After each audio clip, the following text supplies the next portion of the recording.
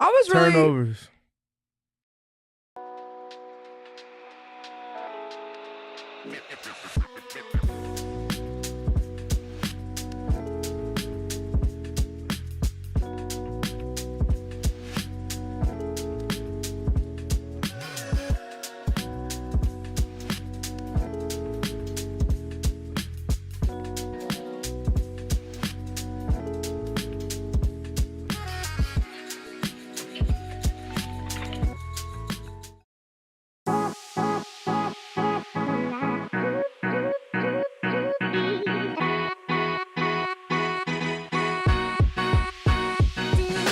Welcome back to the Phoenix Mercury podcast, where Steven, Bridget Garner, my PG1, QB1, on and off the field, in and out of the studio. He's probably more frustrated than I feel like I've ever seen him. So I'm really excited to rip off the Band-Aid and let him talk about it. But I do want to ask you, Steven, on this fine Wednesday afternoon in downtown Phoenix, how the heck are you outside of this Mercury loss that we just witnessed? Man, is there anything you can think about right now? Anything else though? Like this is another winnable game for them on this road trip that it feels like they just didn't have the discipline to push across the finish line. And that lack of discipline for just a 5-minute stretch put them behind the 8-ball in a game where they had led for almost the entire first half. You can't squander those opportunities, especially for as contentious as the top 4 of the W at large is right now. So, yeah, that's tough. Hard to feel any other way right now. But how you doing?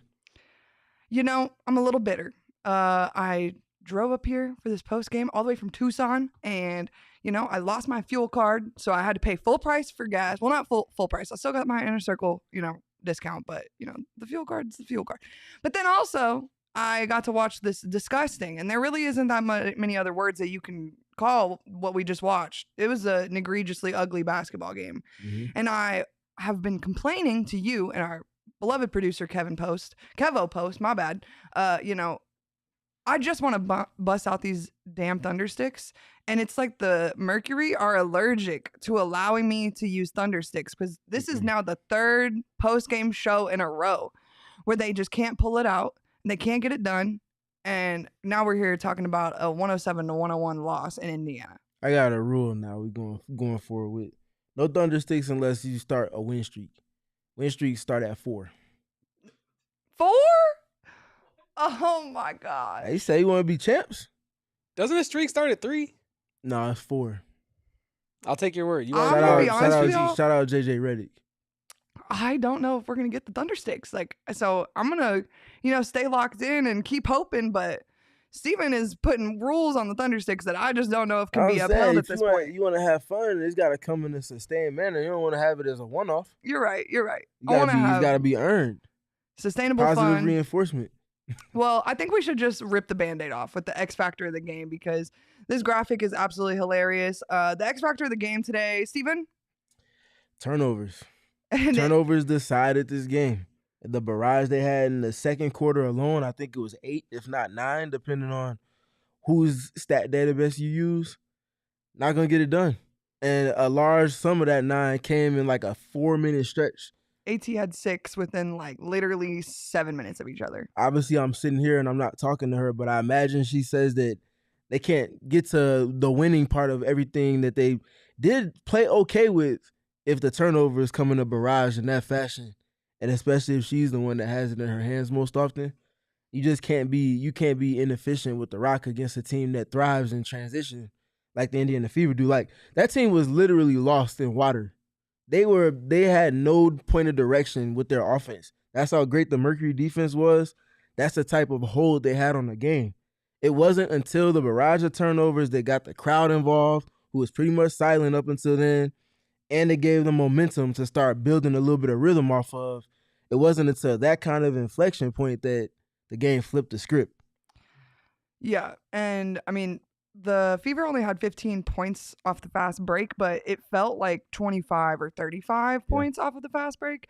And I mean, to your point, like that's where the Indiana Fever thrive. That's where they want to play. They want to play fast. They want to pass the ball up the court, and they want to get quick layups. That's what they literally. That's their recipe for winning games. And we kind of just handed them the keys to their recipe in the second quarter. Mm-hmm. And so, it's really hard to come back from that. And, Sammy hits the big three at the half, and it kind of feels like the pendulum starts to swing a little bit back over the Mercury's way, but then the Mercury comes out pretty cold in the third quarter, and it doesn't turn into any better of a sight to see. If anything, it just gets worse because their defense does not improve in that third quarter. Yeah, that feels like the portion that is missing in the meaningful moments.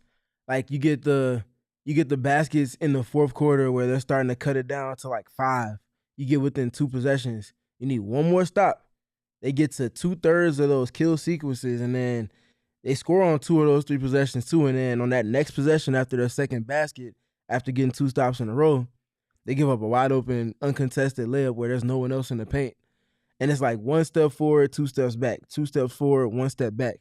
When you're already down double digit, or not double digits, if you're down 5 or more points, 2 plus possessions, that just becomes insurmountable, especially when possessions are just growing that much more meaningful and there's less to be had over the course of a game. And I want to knock this conversation kind of out of the way early because I know people in the comments are already talking about it, and I've seen a tons of discourse about it on Twitter already today. Kalani Brown, third DNP.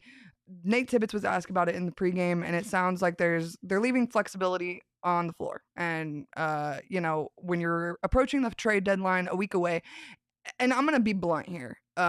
I think the Phoenix Mercury missed out on the Emma Miesemann sweepstakes, and it started a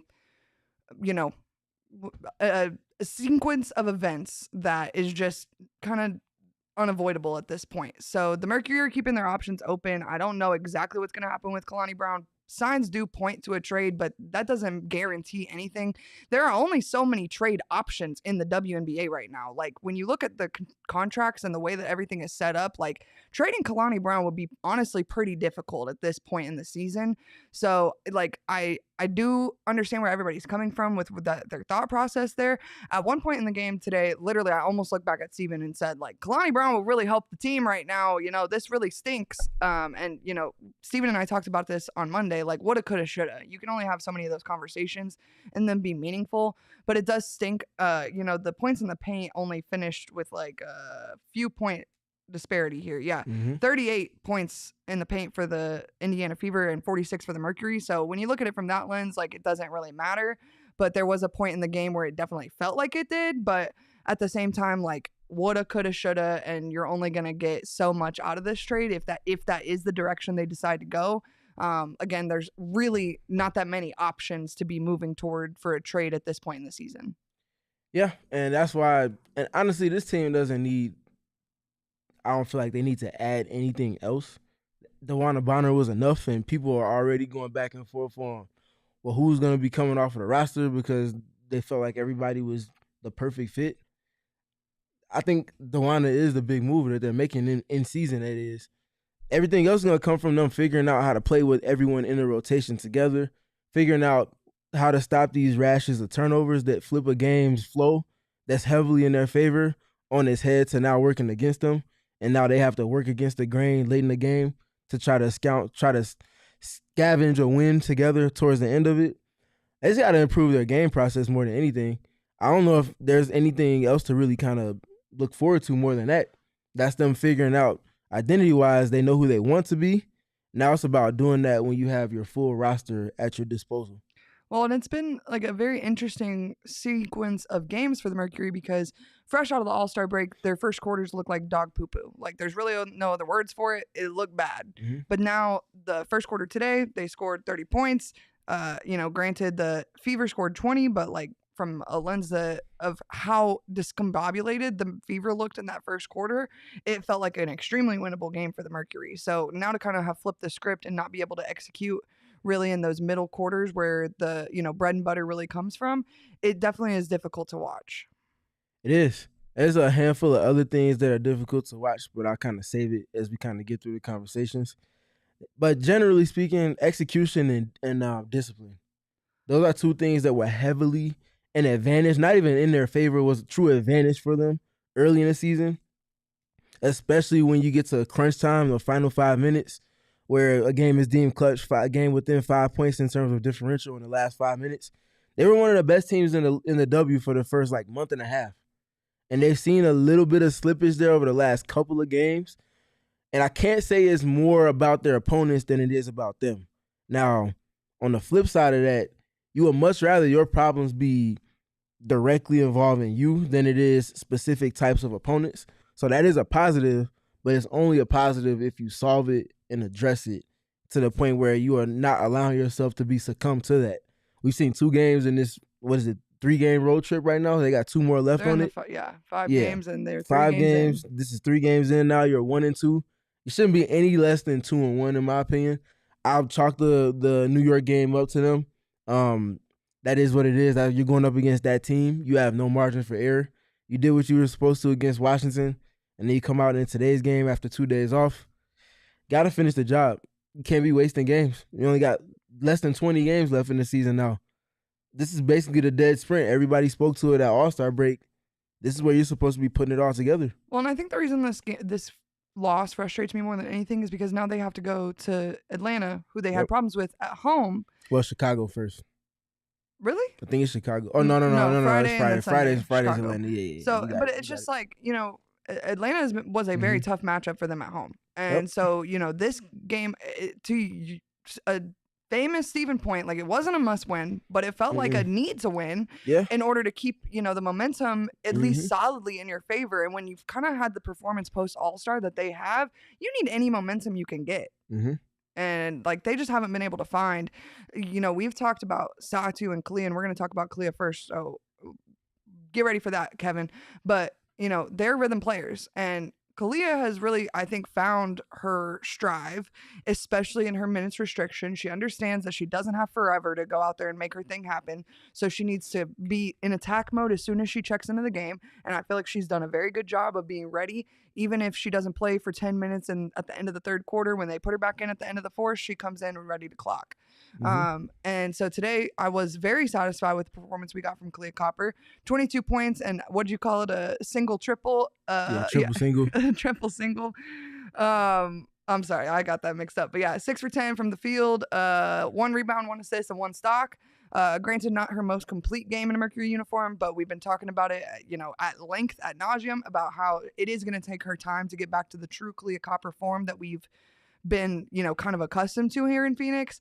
But I do think that this was a solid, move in the right direction for Ka, and it makes me optimistic for what we're going to continue to get out of her, even in games versus really, really good opponents like Atlanta on Friday. Yeah, Ka is definitely turning corners. I mentioned it after their last game, or I mentioned it after our last post game rather, and even more so after the game in DC, based off of how she played kind of through the early portions of that.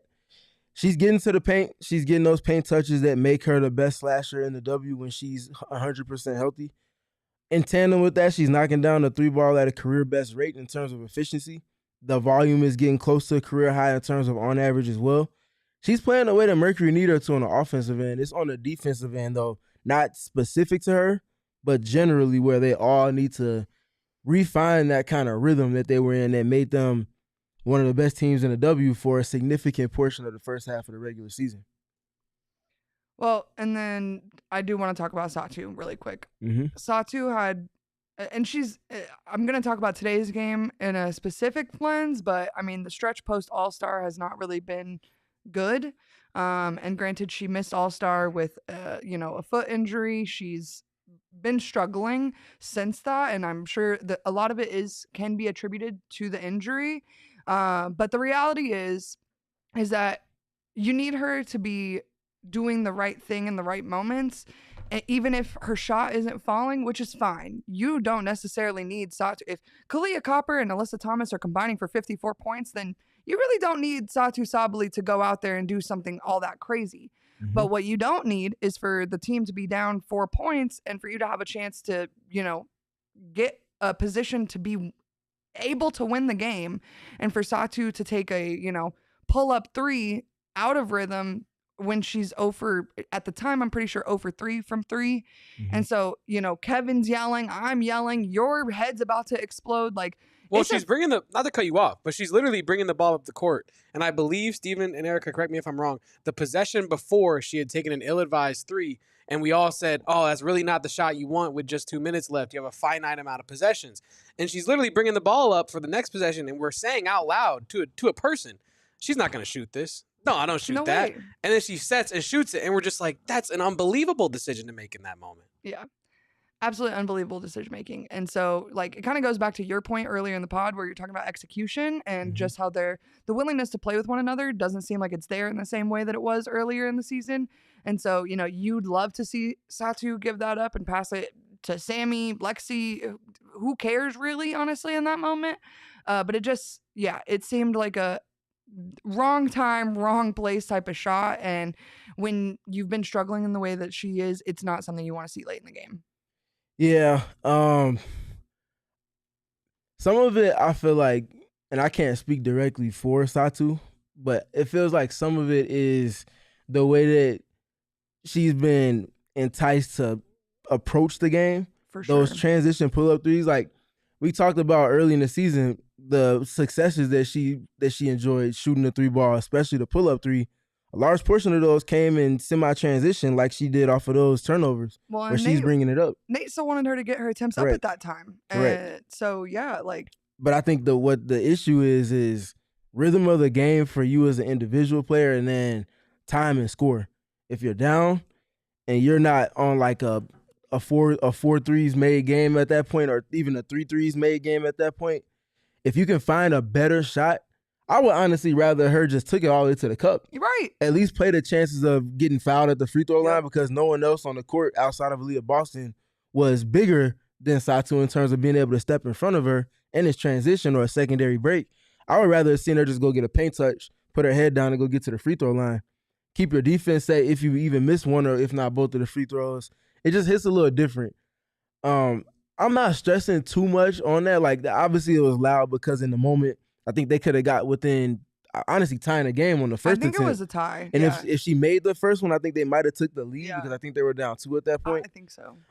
So timing-wise, it's loud for sure, but I'm not as pressed about it just because I understand this is the training part. Like, you can't get to lauding her for the successes early in the season, and then when she goes back to that same set of training that she's been working on to make a strength of hers, it's a confidence thing. And now the fact that she's willing to take it, yes, but now that comes with discernment. What's my rhythm of the game been like? Is this the best shot we can get right now? Do we have enough time to make up for it if I don't make this shot? Like, split-second decisions like that. I'm not worried about Satou. She's also still a player that's very much coming back from an injury recently where she hadn't played games in almost 3 weeks. So there's a game flow and rhythm that comes with trying to get back to that point, and you can't get back to that point if you're hedging your bet by passing up shots. And Satou is not brought on this team to pass up shots in any capacity. So I also really hate to keep bringing this up because I'm sure that everybody that watches the show is like really tired of us talking about the rotationary piece of this, but like playing with Kahleah Copper is a whole heck of a lot different than playing with Kahleah. Or did without, I say? Yeah. With and then without. I mean, it's night and day. Like, it's a whole nother team. And there is no other player. Sure. And it's going to sound like shade to the people I'm about to list, but it's not at all. It's not at all. Lexi Held and Monique Kamakani can be interchangeable. They are not the same player, but if you put one in over the other, I'm going to be like, okay, whatever. There is not a single player on the Phoenix Mercury's roster that if you put them in instead of Kahleah Copper in that starting lineup and Kahleah is healthy, then I'm going to be like, oh yeah, woohoo. We don't get caught tonight. Darn it. I guess not. We'll just wait for her to sub in at the 6-minute mark, I guess. No one is interchangeable with there's no one in the WNBA entirety that you could interchange with Kahleah Copper and still have the same success that you see with Kahleah Copper on the floor. So, I mean, I totally understand everybody's frustration with Satou, but it's just a completely different type of basketball game when you're trying to play with Ka versus without. So, her offensive successes came earlier in the season, partially because Nate Tibbetts was inciting all his confidence into her because he knew that she had to be option one offensively. Mm-hmm. And obviously you have Alyssa Thomas. She's a completely different type of offensive threat. And so, when you're looking at this team from that perspective, these offensive issues that you guys are seeing, and you guys are talking about, how the passing isn't the same as what it used to be. Yeah, because we're talking about a literally completely different 5 people on the team on the floor. Yep. And so it not only is it going to look different, but it feels way different to them. Mm-hmm. So, what Ka is able to do, I'm sorry, but Kit Loxa is just not capable of doing. So it just is it's a learning curve. And I think I totally understand your guys' frustrations. I'm just as frustrated. This is our 3rd post game in a row where I'm talking about a loss. Steven just put in new rules for me to bring back the Thundersticks. I had a really great honk plan for today. I totally get the frustration. But at the same time, it is what it is, and the games will keep coming. They will. And there's 2 very good opportunities laying right in front of the Phoenix Mercury, literally on this road trip right now. Mm-hmm. And both of these games, if they win on Friday versus the Atlanta Dream, I'd be stoked. The streamers would be falling in the Erica Day household. So, I totally understand your guys' frustration, but I don't think it's anything to press the button about. This is the final 2 games of this road trip where they are as high a must wins as they've had all season long, because I feel like they need to come out of this 5-game road trip. No, they need to come out over 500. They're right now at 1-2. They obviously have 5. So they need to win both of these next 2. They don't want to finish sub 500 on this road trip. You stay above 500, you go back home and you do what you usually do at home on average in terms of your win-loss record. You're in a good place. But they can't allow for all of the hard work that they did early in the season to be kind of brought back to even because of a stretch of games where they just weren't able to out-execute it's not even about their opponents, just execute to the level that they've shown that they can, which is to a top four level across the entire season. And to that point, I don't have the number off the top of my head, but I imagine they haven't touched double digits where they've had the entire rotation in the actual rotation for a game. I can find out pretty quick, probably. I would imagine they're probably at maybe 7 or 8. But that's 7 or 8 out of 25 games now? Yeah, so 26. We're talking about 26. So we're talking about sub 30% of your games across the entire season where you've had even just your big 3, let alone a majority of your main rotation actually in the game at the same time. That's going to come with a lot of learning. That's going to come with a lot of missteps because you're simply ironing out the kinks. You're trying to establish some order. You're building some chemistry. This is what they got to work with right now. And they got to kind of go through this fire to get to the other side of it. But I think they can still win some games against some really good teams while they're learning about that part of their game. So it's part of the process. They'll be all right, though. I'm not worried about them. I want to get to your keys of the game. I think this is super relevant. And I think there's one in particular that I feel like they did a great job of. And then the rest of them, I'll let you kind of explain. If you don't know and you don't follow us on Twitter at PHNX_Mercury. You can catch these keys every single game day. Steven puts them out roughly about an hour before the game, and they're super useful information to kind of help your gauge your watching experience before the game. Yeah, so talk about them controlling the paint. Erica, you mentioned points in the paint already. That was somewhere where, like you mentioned, they were down in this one, or they actually finished ahead. They were up 46-38. But they were definitely down on it. They were down early on, yes. They were definitely down early on. Got it going towards the latter end of the second quarter into the second half, but that was after they had already kind of had the barrage of turnovers. So you want to be better in your game process with how you go about doing that, but they did finish there +8. So positive there, so you get a check mark for that one in a positive way. Number 2, defending with activity versus Kelsey Mitchell. Kelsey Mitchell finished this one with only 12 points. And for a player that's been as hot as she has been all season long, that's where you want to be at. Or excuse me, she only had 8 points in this one, even more.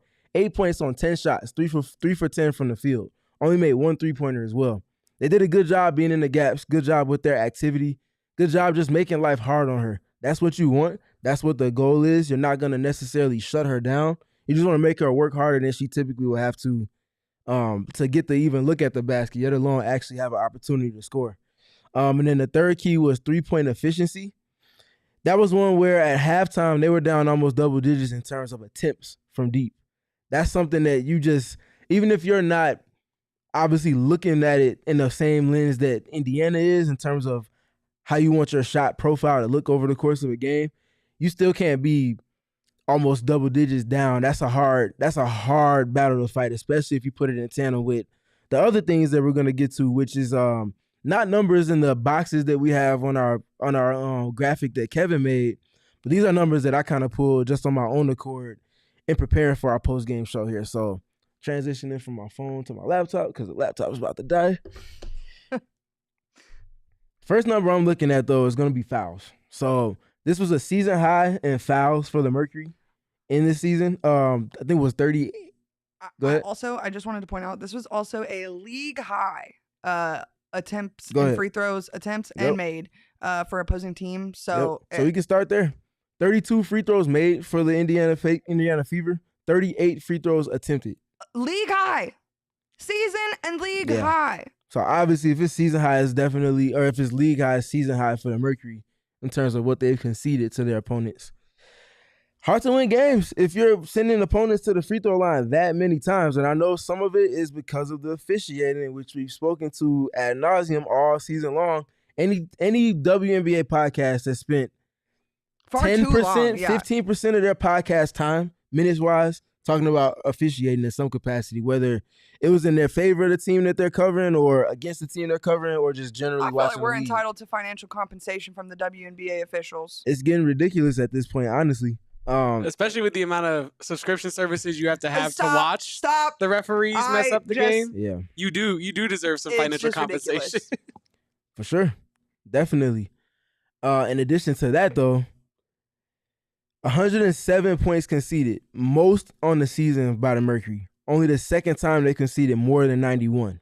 First time over 100, like I mentioned. 0-2 in those games. That's tough. Yep. Those things you can't just have in tandem with the numbers we just got done speaking to. Talked about the foul numbers as well in terms of total fouls. They committed their most fouls. League high sending opponent to the free throw line and for free throws made in the game so far this season as well. Other big thing for me, the Mercury scored how many points again today? 101. 101. First time they've lost a game this season scoring more than 90 or more than 91, I believe. 12-2 and they scored more than 83. So offense isn't the issue. Turnovers, because of the offense that put the defense behind schedule, gives an opponent rhythm, and then the defense can't get back ahead of their opponent's offense. This happening over the course of a game, it's tough. You got to be better with the game process. Got to be better with that game process, and especially if you look at, we haven't went to the numbers yet as far as by the numbers, but we have more things to look at on that front. You'll see from the numbers that we show, it's not a huge discrepancy between what they did and what Indiana did. It's more so the timing and the volume on that timing over the course of the game's flow that kind of undid the Mercury's favor that they did themselves early and put them in trying to play from behind the rest of the way. Well, we're going to talk to Luchito. The comments are actually killing me because Alyssa Thomas is fouled on 90% of her layups, and it actually is ridiculous. But we're going to talk about that Seriously, though. And the By the Numbers after this quick break here on the PHNX Mercury podcast. I don't know if you guys heard, but Mountain America Credit Union is like literally the best place to be in all of North America. Oh my gosh. Goodness gracious. Mountain America Credit Union is committed to helping their more than 1 million members at their 100 branches throughout the West. And you can get 2 times the points on rewards credit card purchases throughout July 31st. That's literally one more day. You have one more day to do this. So do it today and tomorrow also, because you can do it both of those days, but not anytime after that. You can use your 2 times the points on rewards credit card purchases and watch the points pile up. It's perfect for gas, groceries, travel, home projects, and all other purchases. This promotion is a super easy way to stretch your dollars since you earn twice as many rewards. Redeem your double points for rewards like travel rebates, gift cards, and event tickets. This is a limited time only. As I said, literally only till tomorrow. So do it while you still can. Details at macu.com/double. Loans and approved credit offer can change or be withdrawn at any time. Limited time offer. Terms and conditions do apply. Man, you guys heard me talking about my good friends over at Circle K, and I don't want them to think that I'm mad at them just because I lost my Circle K gas card. That is on me. That's a me thing. This is just like the Phoenix Mercury losing tonight's game. I lost my gas card, and that's my fault. But something that, Circle K is going to make sure that I still get is a discount on my fuel because I'm a part of the Inner Circle Rewards program. So all I got to do is go up to the little pump, put in my phone number, and boom, I get 5 cents automatically off my fuel every single time I go. It doesn't even matter if I have my fuel card or not. But then also you can get a bunch of cool other deals by being a part of the Inner Circle. 25 cents off a gallon when you first join on your first 3 fill-ups. It's literally all you have to do is put in your email address and your phone number, and then boom, 25 cents off a gallon. I'm there. Cookies for $1 each, 79-cent Polar Pops, and 99-cent Frosters. Man, this is a deal you can't turn down. So you got to join the Inner Circle Rewards program by just downloading their app. Put in your email address and phone number. Terms and conditions apply at participating locations. Visit circlek.com for details. We got a couple of questions in the chat that we want to get to. Kevo, if you want to scroll up just a little bit for us. You say you want to get to Luchito first, though, right? No, I just wanted to address the refs. Disrespect on Alyssa Thomas above all else. I don't think there's anything above that. Home S mentioned something about, you can scroll down, Kevo. Home S mentioned something about, she's disrespecting in ways that Afisa Kahleah, Brianna Stewart, Asia Wilson, and Angel Reese would never be. And I couldn't agree more on that front. I don't think no one dishes out as much contact that's not a true center than Alyssa Thomas, but no one receives more contact as well than Alyssa Thomas does. And needless to say, she doesn't get the whistle that her style of play suggests, and the contact that she takes on over the course of a game honestly deserves at this point. It's ridiculous. And then I want to take this question from Danny. Steven, curious what signs of encouragement you're seeing that makes you not worried and thinks they'll be okay. And Danny, I do want to take a minute and say sorry that we still haven't been on Blue Sky. That's on me. That's not on Steven. That's on me. Danny, next time we're at the game, you can yell at me. But Steven will take your question now.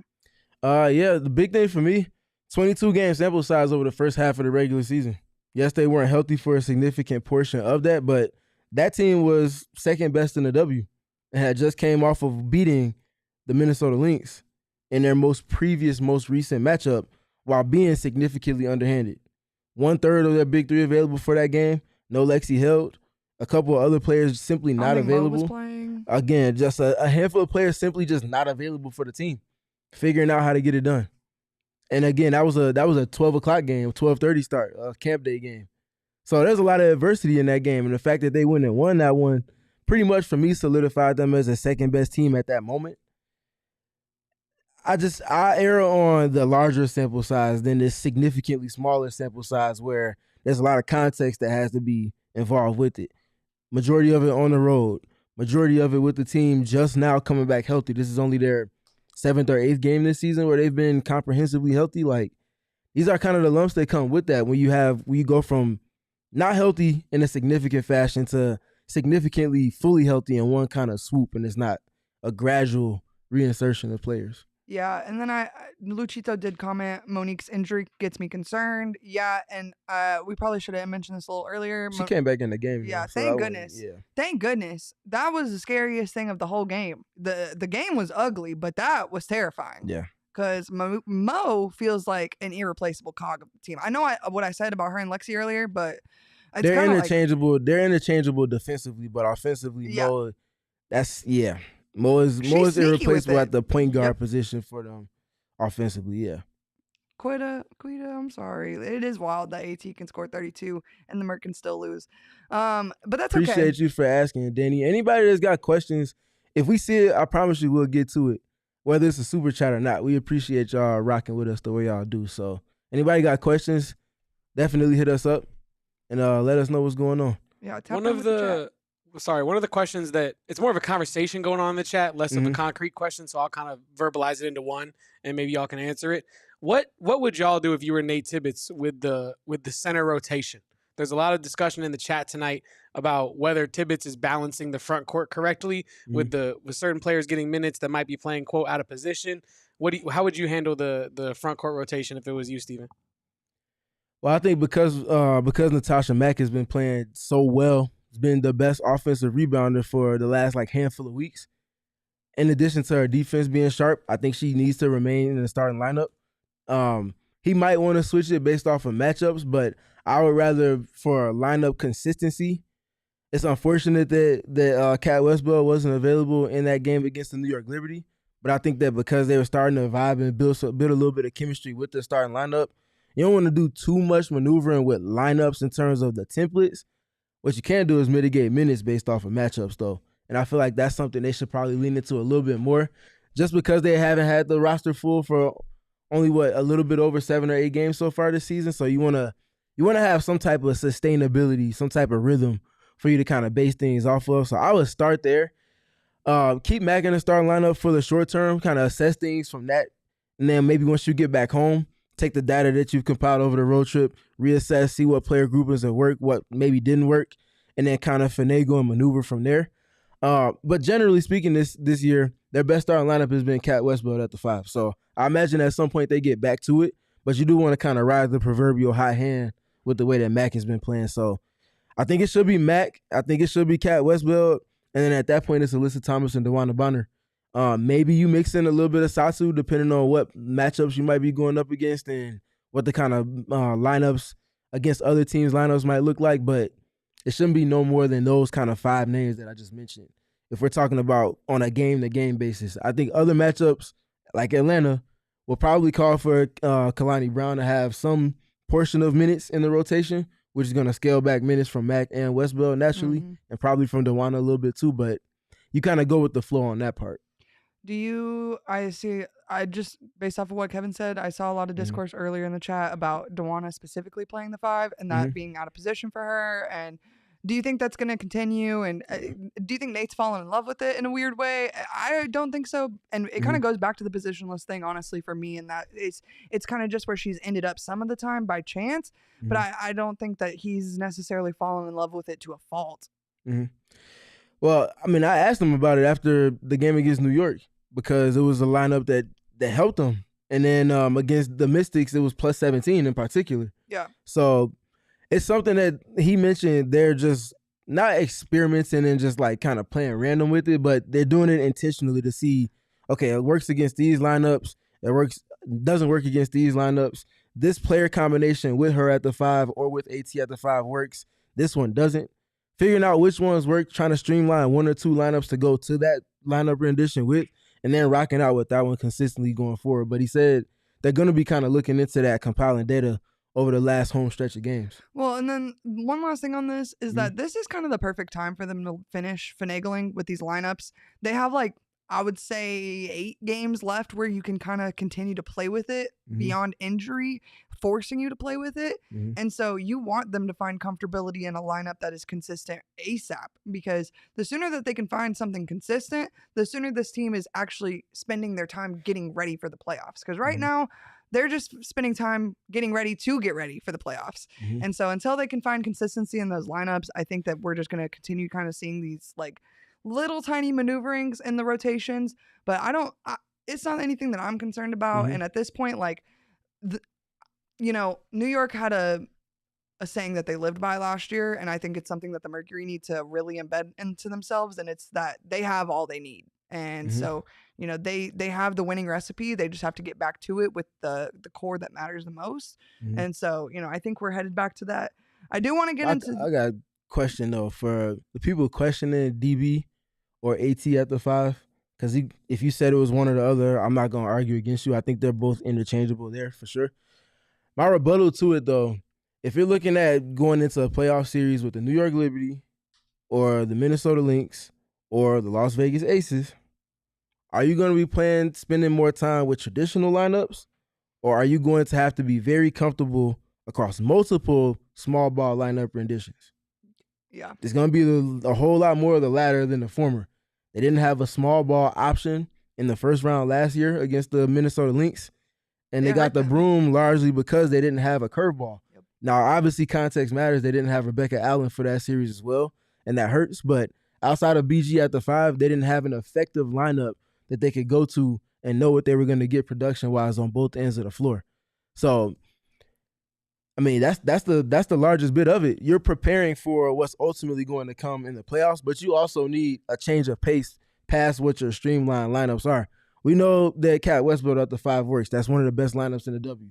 We know that Natasha Mack at the 5 works. In the recent stretch, that's been one of the better lineups in the W.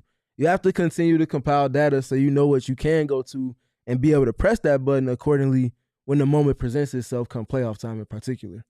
Well, I'm glad we kind of bullied a little bit about that because I feel like it's been necessary. You know, a lot of people, a lot of chatter going on about Mr. Nate Tibbetts, and I don't really appreciate I appreciate it all, but I just want to make sure we contextualize it appropriately. It's not going to look good right away. You got to build some time. Like you go into a new job, you're not going to have chemistry with your coworkers right away. This is a brand new lineup. DeWanna's barely been around while the team's been healthy. The team itself has been around while the team has been fully healthy. So you just got to kind of work with it for a little bit. Let them compile data. Let them get some practice reps in and game reps to kind of watch the film off of more than anything and then correct going forward. I was literally just about to say, like, they barely have had a moment to practice with the full lineup because AT was at All-Star. Even Satou took a little trip up to All-Star to be there for the CBA meeting. So, you know, even though she wasn't playing, like, people were still gone. Mac was on vacation, as she very well could and should be. Everything that DB did for the most part prior to the All-Star break was shoot around. That's not even, like, actual practice. There is no practice. So, you know, I just think that this group in particular isn't really getting enough credit for what they're trying to accomplish right now. So I'm glad we're here to contextualize all this for all of you guys. But we're going to get into the by the numbers for tonight's game in the loss versus Indiana. Maybe. Oh, okay. Steven, you want to walk us through these? Yeah. So start with the field goal percentage. And this is what I talked about a little bit earlier. You look at these numbers, there's not a significant discrepancy until you get to the bottom and you're looking at the 3-point percentage and then the 3-point make difference on top of all of that. But 49.3% to 51.6%, that's not enough to swing a game. Obviously, that's enough to make a difference in a closely played game, but it's not enough to make for a double digit or even multi-possession type of difference over the course of one. 33 rebounds to 31. Of course, you want to win the rebounding margin, but if it's only 2 and you're about even on offensive rebounds and second chance points, you can kind of rock with that. But that is a margin that the Mercury specifically have been kind of emphasizing that they want to win. The turnover margin, obviously that's something that anytime they've gone over 14, we talked about that on the Monday episode. Anytime they're over that number, the kind of results are a little bit more uneven. The other big thing, we talked about the 3-pointers. Erica, do you have the fouls up on the box score? I can pull it up. I want to double check that because I think they finished with either 27 or 28 fouls total in this one. 30 seconds, less than 30 seconds. Okay. Well, anyways, while we're waiting for that one to come up. 28 fouls. 28. Okay, so 28 fouls, season high for them. You put that in tandem with the amount of free throws that they conceded. Those aren't all shooting fouls, but that just breaks up an entire game's rhythm.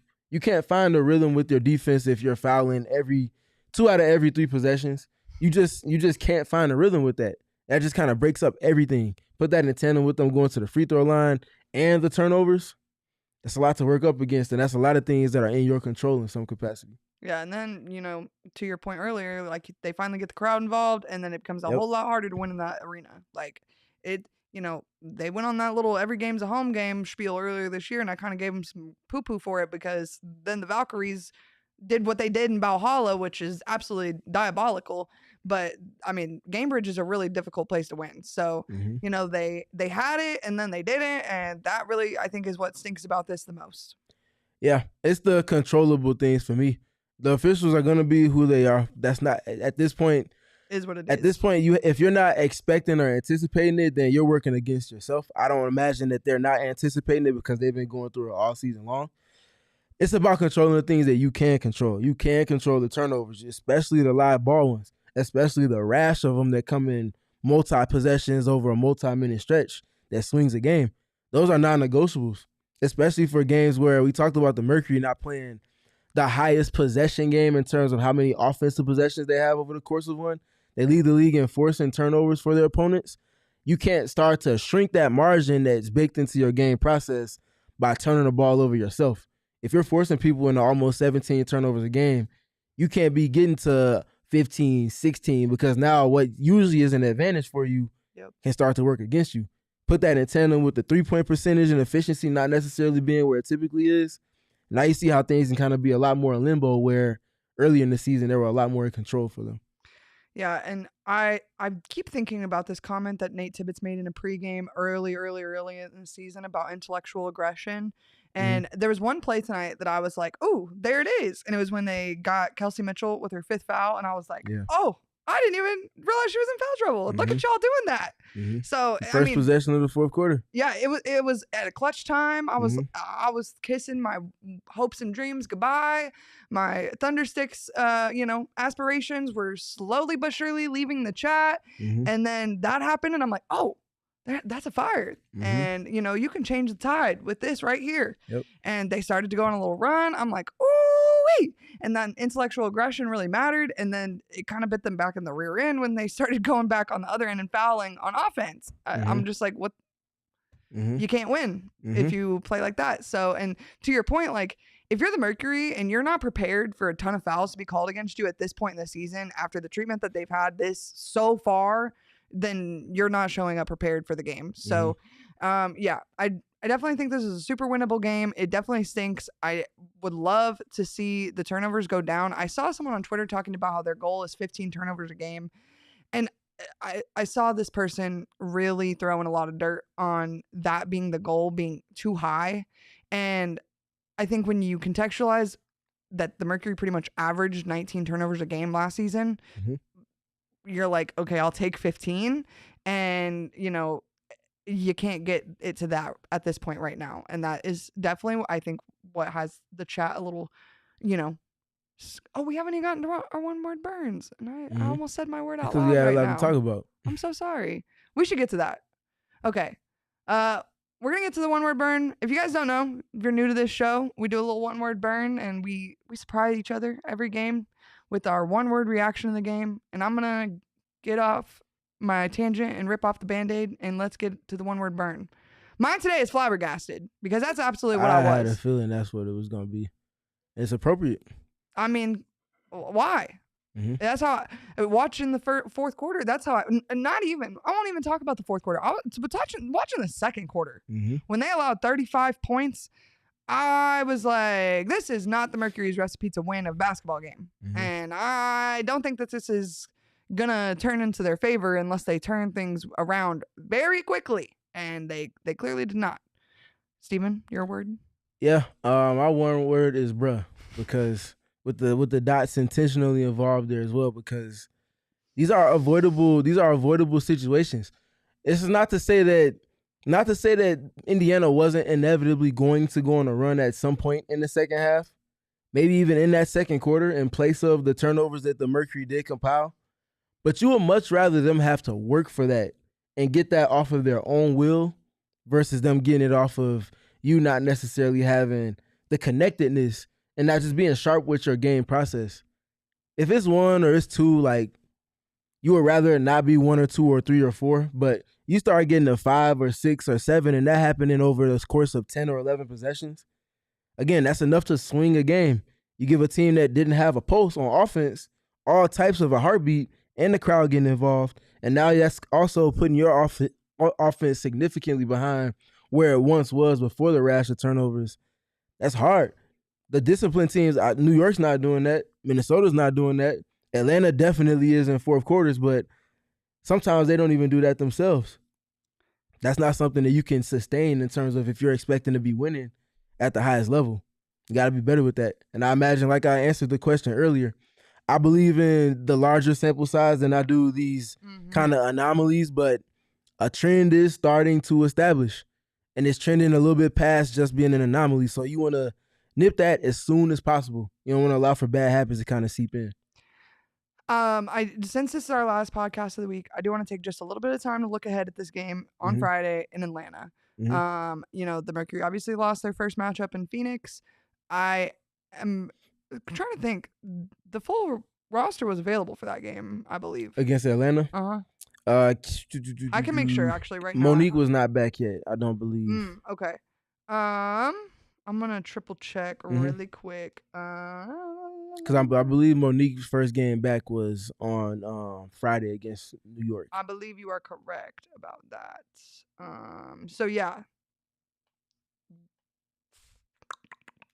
I'm almost there. Yep, she was not available. Mhm. Okay. So, she'll be back in the roster, but what, I guess, are you looking for the Mercury to do? Let's knock on wood, make sure there's no injuries that we didn't know about so they can go into that game healthy. What I do know is Ryan Howard was not available for Atlanta in today's game. I don't remember if they had any other injuries, but I know for a fact that Ryan did not play for Atlanta tonight. Don't know if she's going to be back with her knee injury that she's been dealing with, but I know that game is going to be very, very important for everything that we spoke to this road trip entailing for the Mercury. I think it's something that you can kind of look at in a 5-game sample size and say, okay, this is where this team is right now, and it's not going to be a kind of hit or miss there. It's going to be a good barometer for where they are. They finish above 500 there. I wouldn't be mad at it. I would say that. But they got to handle their business first with that game, and Atlanta is a team that's giving them problems, largely because of the size in the paint, but also turnovers. Turnovers hurt them in that game, the first game out of the All-Star break as well, and just kind of showing up late to the party. Can't be late to the party against these good teams because that's enough to make you play from behind the rest of the way. Yeah, I actually did see a tweet during the game that I'm pretty sure someone did step away from the Atlanta game today with an injury, but I'm not sure who it is, and it's not coming up when I'm looking for it. But I do believe they ended up coming back to the game. So, and I do believe I said it was Jordan Canada. Oh, with illness. Oh, well, that's a weird way of them listing that, but okay. But yeah, the Ryan Howard is expected to play, I believe. Is she? Okay. They said that she would be back by the I know end it of was soon. July. Yeah, I know it was soon for sure. And it's now July 30th. Nah, so Friday is the first. They better not be. If they not liars, Ryan Howard's playing basketball. Okay, so no liars. And I imagine Ryan is very much chomping at the bit to get back at it. Even when they were in Phoenix. When she left the court, she left it as the best 3-point shooter in the W at that moment in time. No, when they were in Phoenix and Big Al was walking out to warm up and Ryan's following her behind her, like literally pretending to dribble a basketball, I'm like, oh, Ryan is itching to get back on that court. And they got a really good team with a chance to do something very special in Atlanta. And I mean, we're talking about a team that's existed for 11 years now, 10 years. So, I mean, it says a lot. And like, the Valkyries get a lot of credit for doing what the Valkyries have been able to do in 1 year, but like, it does say something to be able to get an expansion team to that point. So they're playing their rear ends off right now, and they got a real chance to be great this season. So, yep. I don't think most people had them picked to be top 4.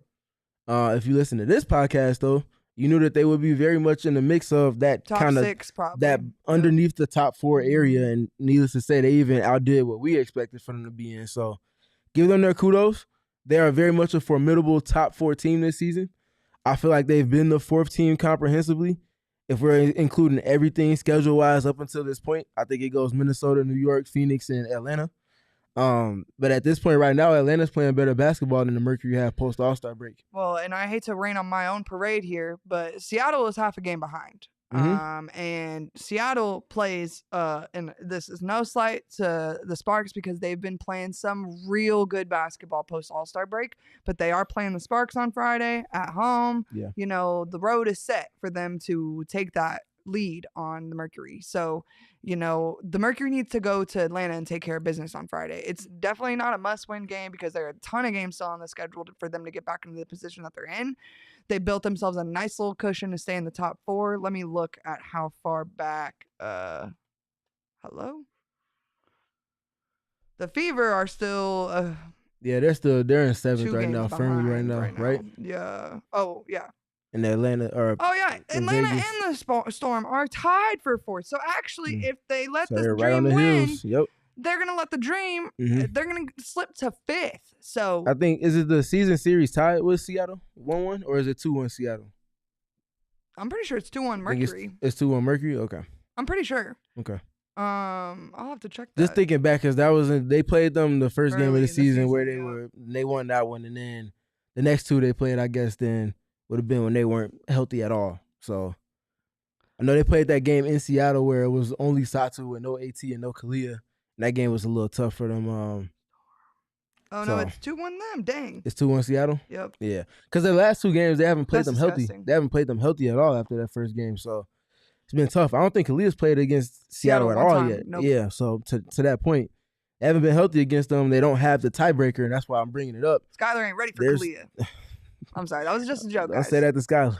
That was just a joke. Skylar, please don't set my house on fire. I'm a nice girl. But to that point, though, that's the unfortunate part of when you're not healthy. You are winning a lot of games, but if you're kind of having teams that you didn't necessarily play your best against, and you get down the latter stretch of games in the regular season, that tiebreaker differential part in terms of that regular season series starts to creep up on you too. Yeah. I would love to be a top 2 seed come the end of September, but I'm gonna be honest with y'all. If Phoenix Mercury are a 3 seed, I'm gonna be absolutely jumping for joy on this podcast.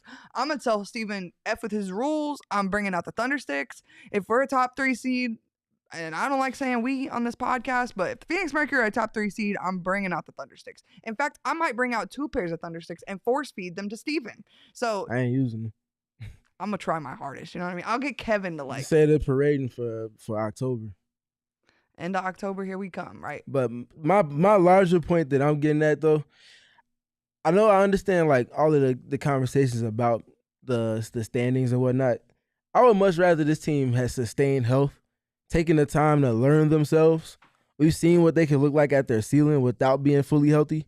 Now what does it look like when you put it all together and you have that for a significant stretch, not just 3 or 4 games, but if that spans across a couple of weeks where the team is fully healthy, that time is invaluable considering what they just literally did not have in the first half of the season. So I'm willing to take and assess all of the kind of highs and lows, the ebbs and flows while they're getting back comprehensively fully together, if that means them learning about themselves in the way that they need to, even if it comes with a handful of losses. Because I still feel like if we're talking about in a playoff series, which is what this team was built for, there's only about 3 teams in the W right now that should be able to beat this team. Or no, 2 teams rather, that should be able to beat this team if they're at their absolute best in terms of being fully healthy and playing their best basketball. And at that point, I would flip it and also say that there's only a couple of teams that could beat those 2 teams that were in the finals last season. And the Phoenix Mercury, if fully healthy and playing their best, are one of those teams. So just want to make sure you're being that team regardless of what your seed is going into the playoffs. For sure. See, this is why we like Steven on this pod. He keeps us all mellow-headed and locked in. I be trying. You know? I want to let y'all have y'all space, but I just want to make sure we considering everything with it as We've well. really come a long way, though. You know, episode 1 of the season, I was talking about undefeated, and now we're on, you know. It was like episode 4 because they didn't lose until week 2. I mean, I got to have my little undefeated That's talk what I'm for a saying. It little was going on for a little minute. longer than people definitely thought I was going to get to be allowed to have that conversation. So, Do you remember what seed you had them finishing the season? I think I said like 4 or 5. I might have said 3, but That sounds I also about right. feel like that would. No, it sounds about right because we were considering obviously the 2 teams that were in the finals. Mm-hmm. We talked about Indiana being up there. We talked about Vegas being around the 4 or 5 range as well. And then that next layer, we said the top 4 were 2 teams in the finals last year, Indiana and then Las Vegas. And that next tier is where we were talking about Atlanta, Seattle, Phoenix. There was one other team we talked about that was going to kind of be in that mix too, but generally speaking, that's what we're getting at. If they end up finishing in that kind of 4 to 5 range, people might say, "Oh my God, they falling from grace." I'm like, no, they're just learning themselves. But rather them learn themselves, be fully healthy, and then go at it. Because at that point, I don't think there's another team that can really outplay them in the full series outside of Minnesota and New York. And there's one of those 2 teams that they are winning the season series with right now. So. And the last game has to be played at home. So And I promise y'all, for those that are kind of panicking just a little bit, I promise y'all the Mercury are not scared of nobody. They sure are not. I promise you that. So take that into consideration with everything that we're talking about with them learning themselves too. Let them do what they got to do to figure themselves out. They'll be all right. Above all else, I just want some home playoff games. And I trust and believe that we're going to get them as Mercury fans. But after last season, man, it hurt me. It hurt me a lot. And that... You know, the way Diana went out with that loss to Seattle and then going to get swept at Minnesota in that cold place, like, it just terrible. So I think it goes twofold, though, because not only do Mercury fans the long-lasting history with the Minnesota Lynx and that franchise, DeWanna Bonner and Alyssa Thomas have a history with the Minnesota Lynx as well. In fact, their most recent season will succumb to the greatness of Minnesota. So there's a lot in that matchup. And I think they're well equipped to do some things that people didn't think they could do. And this is consistent with what we've been saying here on this podcast since the first episode that we did after the team was fully constructed on Media Day. So stay tuned. They got work to do to get to that level and sustain there. But if we're talking about potential, outside of the top two teams themselves, no one has as good a chance to dethrone either one of them, if not both, than Phoenix. You see my mom? She said she's been trying to keep me mellow-headed for 26 years. Oh. So good job, Steven. Appreciate that. Well, I think that's going to be it for us today on this fine episode of the PHNX Mercury podcast. I want to talk about the Sunday game too before we get back to the podcast. Because we got to give a record prediction because next podcast is going to be Monday. So go ahead and throw that on your calendars right now. So 2 games. They got Atlanta Friday and they got Chicago on Sunday. Steven's keys to those games. Turnovers, fouls. Less of them. A whole lot less of both of those two. Want to make some threes at some point. Like, I know it's not the end all be all, but it makes your game navigating a whole lot easier. I would love to see Lexi hit some swishes, man. They have no problems generating good looks from deep. So I think that part I rest on more than anything, that the efficiency that they've shown to have is going to resurface at some point. So I don't worry about that too much, especially if the defense resurfaces, which brings me back to my last point. Are you guys going to get back to playing defense in a sustained manner? Not just for the first quarter, not just for a pocket of the second quarter, and not just for the last 5 pocket of the fourth quarter.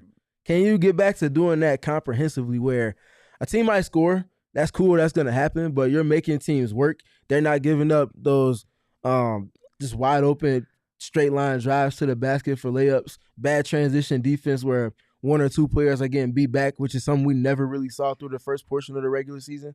Like those little things, I want to see them get back in alignment with their identity. For the Suns fans, I just dropped the A word for y'all. You welcome. But I want to see them get back in alignment with what made them the second best team in the W, and that's defense first, second, third, fourth, and fifth, and allowing for that to set the table for their offense, possession after possession after possession. When we were talking about keys to winning games earlier in the season, we never brought up the offense really at all. It was always how they were forcing their opponents into a second option, third option, fourth option, sometimes even fifth, and then they got, shot clock violations. And so, that is not a discussion we've been at the liberty of having as of recent, and so I would love for this Phoenix Mercury team to get back to doing that. At their best, it was I don't want to give away free promos, so Max, you welcome. I bit my tongue. But it was that well-known movie where there's animals in the water that are hunting people. And the music starts. Dun-dun. Every defensive, I was confused. I ain't trying to hear from him on that, but you get to dragging your opponents into deep water, and they're working late in the shot clock where there's a lot more error and there's less efficient shots being taken. Their defensive possessions, time after time, were literally like shark music. Dun-dun, dun-dun. And then it just picks up the beat as the time on the shot clock dwindles down. Yep. And then they force opponents into turnovers, get in the transition.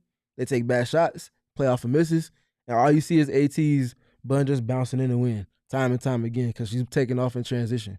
That's what you want to get back to. That's where the greatness is. Well, you could say you want to get back to getting the offense to go into the jaws of your defense. That works too. That was Kevin himself. Kevo post on Twitter. I told you if you want dad jokes, he got you. He just needs to realize his potential and lean more into it. He does, honestly. He's acting shy. He's not shy at all. He comes on our pod just to do that, and he saves all the good jokes for his pod, I guess, huh? Look, I know my role. I'm a role player on this podcast. Y'all are the big two on this pod, and I'm just here to knock down an open 3 every once in a while, I guess we appreciate that, but okay. 2 games. Friday, Atlanta. Sunday versus Chicago. That's an early one, too, on Sunday to cap off the road trip. I hate it, but it's fine. It's fine. I do hate the early games. I like watching my game and then. Is it a national TV game on Sunday? They only you can count on one hand how many national TV games the Mercury have this season. I can also find that out. It might be a Sunday game, which is why it's at the time slot that it is. Sunday showcase game, but yeah. While you looking it up, I'll go ahead and give my prediction. So you got Atlanta on Friday. I think that's going to be a very hotly contentious one. think it's going to be one that goes into the clutch that last 5 minutes within 5 points. It's going to take some work, but I think the Mercury can and will figure that part out. I think they look back at the film and they're probably just a lot of SMHing going on because those are a lot of mitigatable kind of mistakes that they made. I think they right their wrongs, get back to even on this road trip, being 2-2, and then they go into that game on Sunday against Chicago looking to stamp things and get above 500 on this road trip, finishing it out 3-2. So I'm looking at back-to-back wins for the Mercury coming back home, going into next week, where next Wednesday, a week from now, they're playing again the Indiana Fever, and who knows if Caitlin's going to be back by then. But this is a team that's shown that they can beat you. So yeah, I'm looking for 2-0 in the next two. I want them to come back 3-2 on this road trip. I think it's really important. I talked about it, the momentum piece of it all, and you're getting into the hardest part of your schedule where you're just thinking about the playoffs. Every game's exhausting because you've already played 30 games this season, and we ain't even talked about it on this show, but, you know, they added these games in the schedule. It didn't come with any pay increase, so, you know, they're making the same amount of money to do a whole lot more. So, yeah, I don't blame them for being a little more zonked at the end of this schedule here, being a little tired, maybe a little more sleepy than they maybe normally would be at this point in the season. But I am looking for 3-2 on this road trip, and then to come back home ready to play Connecticut in a, you know, dominant fashion on Tuesday, to say the least. Yeah. They got work to do. Got a lot of work to do. Looking forward to, again, the tests that are ahead for this team as they continue to learn themselves. Regardless of opponent, each game is going to be a test on opponents bringing something different. They have to match it with their own force. When they do that, they're shown to be the second best team in the league. How quickly do they get back in alignment with that? Well, you can tap in with all of our coverage at PHNX_Mercury on Twitter. We will have you tapped in all weekend from the game on Friday in Atlanta, game on Sunday in Chicago, and then obviously when they come back home on Tuesday, we'll have you tapped in all these games. It doesn't matter if it's home or away. We got you guys covered. You can follow me on Twitter at Erica Lee Day. You can follow Steven at StevenPG3. Did I get that right? Bang! I kind of missed the old one. I ain't gonna lie. I thought it was more fun to say. We have to switch it up some. I understand. I do. And I think I like that it's shorter. It looks better. It does. But I like saying it out loud. It was so much fun. And then you can follow the dad post of the group, the dad joke of the gang at Kevo Post. And we will see you guys on Monday on the PHNX Mercury podcast. We all silly like the mayor.